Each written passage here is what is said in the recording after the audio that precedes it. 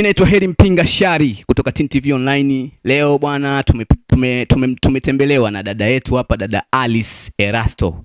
Ukiona hii sura utajua kwamba huyu ni muigizaji, ni msanii wa kuimba au ni nani. Huyu bwana ni mheshimiwa. Ni mheshimiwa mbunge wa viti maalum kutoka Daruso. Unaona pale chuo kikuu cha Dar es Salaam. Ni mheshimiwa ambaye leo tumeona tumwalike tuje tuzungumze naye mambo mawili matatu yanahusu Daruso, yanahusu serikali ya Daruso na yanahusu jamii kwa ujumla. Atatuambia mambo mengi sana kwa uchache au kwa urefu. Yes. Dada, karibu sana. Asante. Karibu sana mheshimiwa. Leo najivunia sana kuwa na mheshimiwa Alice Erasto. Nashukuru sana kupata fursa ya kuzungumzia mambo yanayotukuta vijana na wasomi kwa jina linalofahamika zaidi, wanafunzi wa vyuo vikuu. Kwani wewe ni mbunge wa kuteuliwa kwa maana ya umepigiwa kura au kwa maana ya ni mbunge wa viti? Kwa utaratibu tulionao pale katika chuo kikuu cha Dar es Salaam ambapo mimi ni mbunge, nafasi ya viti maalum ni kwa ajili ya watoto wa kike, lakini ninapigiwa kura kama ambavyo mbunge wa nafasi ya mbunge wa jinsia ya kiume anavyopigiwa kura. Kwa hiyo sisi wote tunapigiwa kura, isipokuwa ile ni nafasi iliwekwa kwa ajili ya watoto wa kike. Sasa kwa upande wa serikali, pale mnatumia vyama hivi vya kawaida tulivyovizoea vya kila siku kwa maana ya CCM, Chadema, ACT na kadhalika, au pale mna vyama vyenu vya chuoni? Yani kwa namna jinsi ilivyo, vyama vya siasa vipo, kwamba kuna watu wao ni Chadema, kuna watu ni CCM, kuna watu ni ACT Wazalendo. Ndio, kila mtu ana uhuru wa kuchagua chama cha kuassociate nacho. Lakini katika mazingira pale chuo, katika serikali yetu, hatubagui dini, hatubagui rangi, hatubagui nationality ya mtu, hatubagui kitu chochote kile. Mtu ambaye tayari ana maono, anatamani kuwa kiongozi au anaweza kuipambania jamii yake na wanafunzi wenzake, ana nafasi. Kwa hiyo hatuzingatii sijui kwamba wewe ni CCM, hicho kitu hakuna. Kwa hiyo vyama vingine vilivyopo labda ni zile organizations, labda kuna vitu kama Gender Club, kuna vitu kama United Nations Youth Associations, kuna that kind. Lakini hakuna kwamba kuna CCM, kuna Chadema, kuna ofisi, hapana. Sisi wote ni wanafunzi na wote ni Watanzania. Katika moja ya uchaguzi zenu za pale Daruso, pale chuo kikuu, niliona kuna kitu kimeni surprise kwamba kuna kalandinga pia lilikuja. Sijajua ni mwaka jana au mwaka juzi. Yaani kuna kalandinga lilikuja kuwazoa watu ambao walikuwa wanaleta fujo kwenye hizo chaguzi. Na sisi ni vyuo vyetu ni watu ambao wa elimu za juu ambao ni nyie. Sasa kwenye upande wa siasa nikagundua kwamba kumbe mpaka chuo kikuu hayo mambo yapo, kwa maana kuna fujo na kalandinga linakuja pale. Sasa haki kwa upande ule ikoje mpaka kalandinga inakuja? Maana yake kuna huko pia ndio uchochezi unapozaliwa au limekaaje hili swala? Kwa namna hiyo mara nyingi ni kwamba kuna taratibu zinakuwa zimewekwa mara nyingi za kuendesha kampeni kwa ajili ya kuchagua viongozi, na pia tunaruhusiwa kufanya kampeni kwa muda fulani na katika mazingira fulani. Asa mpaka kalandinga linakuja, ina maana kwamba moja, inawezekana kuna vurugu, kuna fujo, kwa sababu upande huu masomo yanaendelea, upande huu kampeni zinaendelea. Kwa hiyo unakuta kuna mwingiliano, ndio maana mambo kama hayo yanatokea. Unamaanisha kuna watu hawataki kabisa siasa, kuna watu wao yani kwenye siasa hawataki kabisa kuhusika. Yaani wanafunzi na maanisha. Kuna wanafunzi ambao mitazamo yao haiendani na siasa kabisa. Wao wanaangalia upande mwingine, lakini kuna wanafunzi pia ni wakereketwa kiasi kwamba yeye bila siasa kwa kweli anaona mambo hayaendi. Kwa hiyo watu wote wapo hivyo. Wewe uko mwaka wangapi pale chuo? Mimi nipo mwaka wa pili. Mathalani unamaliza muda gani? Yaani unakaribia kumaliza au bado? Mimi ninasoma sheria, kwa hiyo ninasoma miaka 4. Huu ni mwaka wangu wa pili, kwa bado nina miaka 2 mbele. Una miaka 2 mbele. Unajiona kwamba hii sheria utaiweka kidogo kando na utaendelea na mambo ya siasa, kwa maana ukimaliza unarudi mtaani sasa unaendelea na mambo ya siasa, utagombea chochote kitu, au unajiona kwamba nikitoka huku wewe niingie kwenye ajira, siasa pia niweke kando? Uzuri ni kwamba ukiwa unasoma sheria au ukiwa mwanasheria, kitu cha kwanza ni umahiri na ubobezi. Ina maana kama unaijua sheria unaweza kufanya vizuri siasa. Kwa maana gani?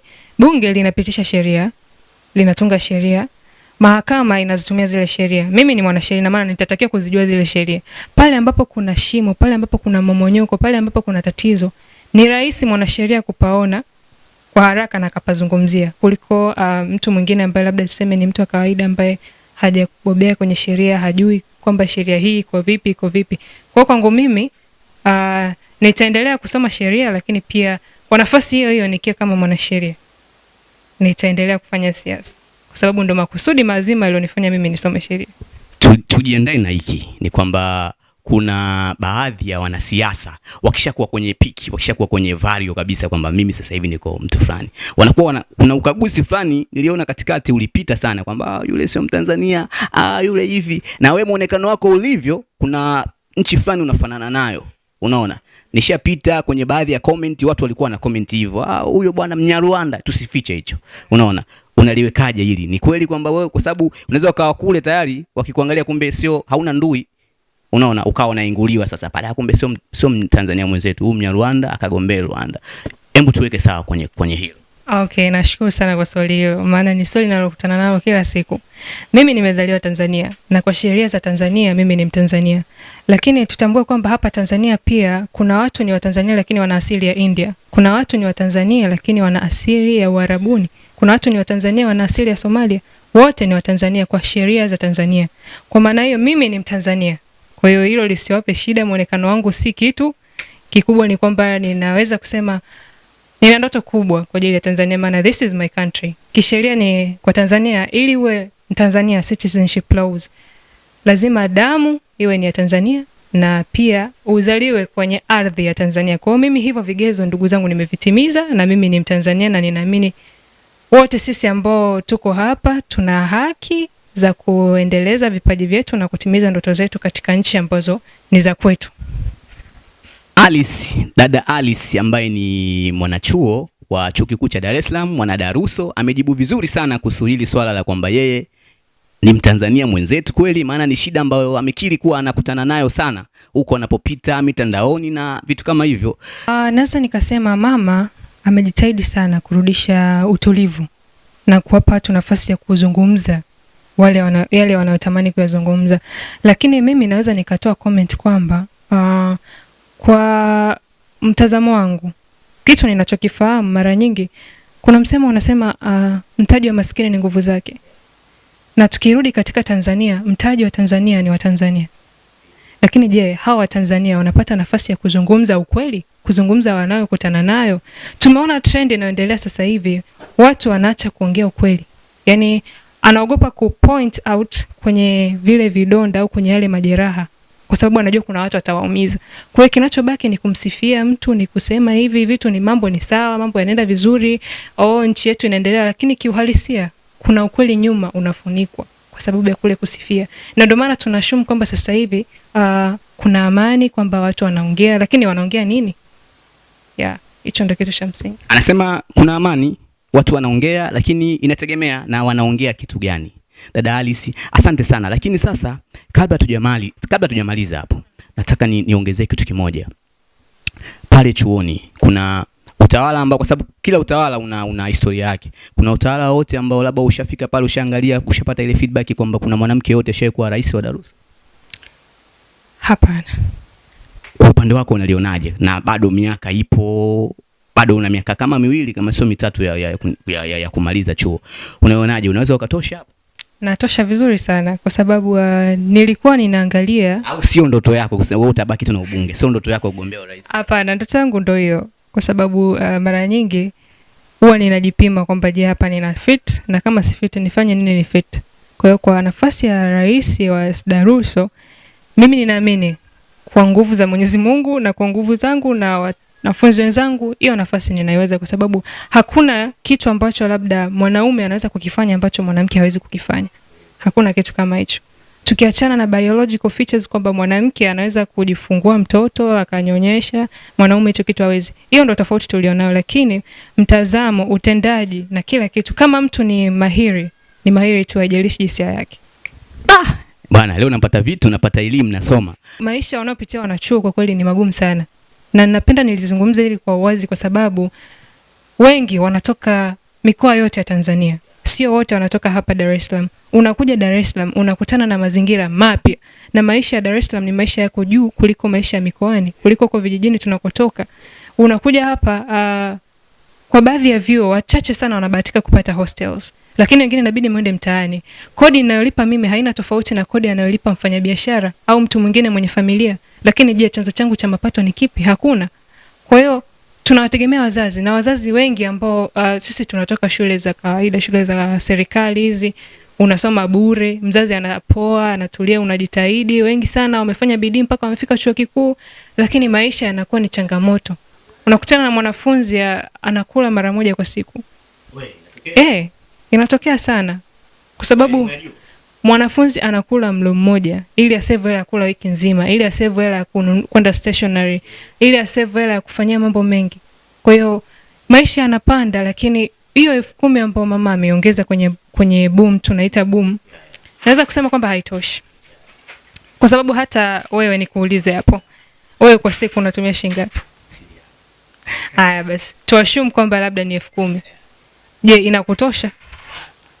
Hata kama mtu wa kawaida anayejitafutia haimtoshi, je, mwanafunzi ambaye hana chochote chanzo cha income? Kwa hiyo obvious that amount haitoshi, na mimi nipende kuomba kwamba serikali iongeze kiasi cha boom katika pesa wanazotoa kwa wanafunzi. Na bila kusahau kitu kingine, kuwe na a fair system ya kutoa mikopo, kwa sababu mara nyingi tunaona mikopo inatolewa like michezo ya kubet, yani kwamba huyu amepata, huyu hajapata, huyu kafanyaje, huyu kapata sana, huyu kapata kidogo, lakini kigezo kinachotumika kudefine kwa nini huyu kapata na huyu hajapata hakuna. Kwa hiyo ningependa kulipendekeza kwamba serikali iangalie, bodi ya mikopo pia iliangalie ni kwa nini huyu hapati na huyu anapata, na wote ni wanafunzi na wote ni Watanzania. Kwa sababu serikali yetu isipowekeza kwenye wanafunzi, isipowekeza katika wasomi, kesho na kesho kutwa nchi itakuwa inaenda tu. Cha kuongezea pia, mimi ni mmoja kati ya watu ambao wanatamani sana kuona kuna usawa kijinsia katika nchi yetu na katika jamii zetu, kwa sababu tunaangalia miaka 10, miaka 20, miaka 100 ijayo Tanzania itakuwa wapi? Tunajua kabisa sensa imefanyika mwaka jana. Idadi ya Watanzania ni milioni 60 na kitu. Wanaume milioni 32 kama sijakosea, wanawake milioni 33. Ina maana wanawake wamezidi wanaume milioni 1 tu. Lakini tukiangalia katika mifumo ya elimu, katika mifumo ya kiuchumi, katika mifumo ya ajira, katika mifumo ya uongozi, idadi ya wanawake ni chache sana. Yaani ni ndogo, kwamba huwezi kukompea na namna idadi ya Watanzania ilivyo. Kwa hiyo ni ombi langu kwamba serikali isichukue juhudi na jitihada ambazo zinaonesha kuhurumia wanawake tu. Kwa sababu leo tunasikia kuna sera za kumtoa mama ndoo, hizi za kuongeza maji, kuna kuwapa wanawake mikopo, mitaji midogo midogo, lakini kiuhalisia hiyo haisaidii kitu. Yaani ni sawasawa na mtu ni mgonjwa, unamhurumia tu, unampa dawa ya maumivu, lakini humpi tiba halisi. Tatizo lipo kwenye mizizi na chanzo cha kutokuwepo na usawa jinsia. Mimi ningeomba kwamba tusimwache mwanamke nyuma, kwa sababu tunavomwacha mwanamke nyuma, hata tukipiga hatua miles, kilometers 1000 mbele, ipo siku tatubidi kurudi nyuma kumchukua mwanaume, ili kuwepo na maendeleo, yani maendeleo endelevu niseme, ambao sio maendeleo kwamba msimu huu uchumi umepanda, labda msimu huu uchumi umeshuka, au kipindi hiki elimu ipo hivi, kipindi hiki vile. Ili hicho kitu tuweze kukipata katika jamii zetu, ni lazima tumshike mkono mwanamke, tumtoe kule nyuma alikofichwa, tumweke hapa mbele, tusimame naye sawa, kwa sababu wote tuna ndoto, wote tuna vipaji, wote tuna uwezo. Ni jinsi gani huo uwezo sasa ni wa muhimu, ni kwamba wote tunalenga kujijenga jamii zetu na kuijenga nchi yetu ya Tanzania. Kwa hiyo tusiweke kuwabeba au kuwabeza wanawake. Ni kitu ambacho ningependa sana siku ile kukizungumzia. Dada Alice Erasto ameongea fact sana, ameongea hoja moja nzito sana, na kwa mfano ningekuwa mwanafunzi wa pale Daruso, ningempitisha, kura yangu ingekuwa upande wake kwamba awe rais au awe kwenye cheo chochote, kwa sababu naona kabisa siasa yake imekaa kihuruma, anahurumia watu na yuko vizuri. Asante sana dada Alice. Nashukuru sana. Na karibu tena. Asante. Mimi naitwa Heri Mpinga Shari kutoka Tin TV Online. Imeni surprise sana dada yangu leo. Tumeongea vitu vingi vizuri na nilitamani tuongee, lakini naambiwa muda wangu umekwisha. Naitwa Heri Mpinga. Usisahau kushare, kusubscribe pia na kucomment, kulike pia kwenye akaunti yetu, kwenye channel yetu kubwa kabisa inaitwa Tin TV Online. Asante sana.